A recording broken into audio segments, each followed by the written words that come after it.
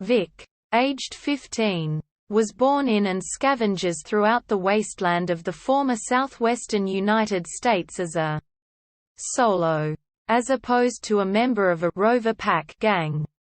Vic is most concerned with food and sex. Having lost both of his parents, he has no formal education and does not understand ethics or morality.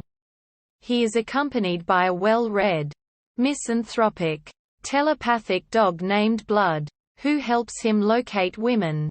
In return for food, Blood cannot forage for himself, due to the same genetic engineering that granted him telepathy.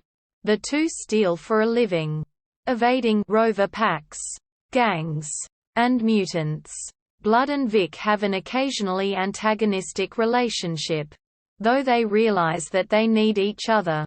At a movie house, Blood claims to smell a woman, and the pair track her to an abandoned YMCA building.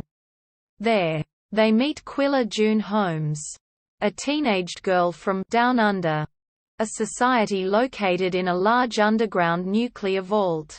Before Vic can rape her, Blood informs the pair that a Rover Pack has tracked them to the building and they have to fight them off. After killing a number of them, the trio hides in a boiler and set the structure on fire. Vic finally has sex with Quilla June, and though she protests at first, she begins to come on to him. Blood takes an instant disliking to her, but Vic ignores him. Vic and Quilla June have sex repeatedly, but eventually she attacks him and takes off to return to her underground community. Vic, furious at her deception, follows her. Despite Blood's warnings, Blood remains at the portal on the surface. Down Under has an artificial biosphere complete with forests and underground cities. One, named Topeka after the ruins of the city it lies beneath, is fashioned in a surreal mockery of 1950s rural innocence. Vic is captured by the ruling council, the Better Business Bureau. They confess that Quilla June was sent to the surface in order to lure a man to Down Under.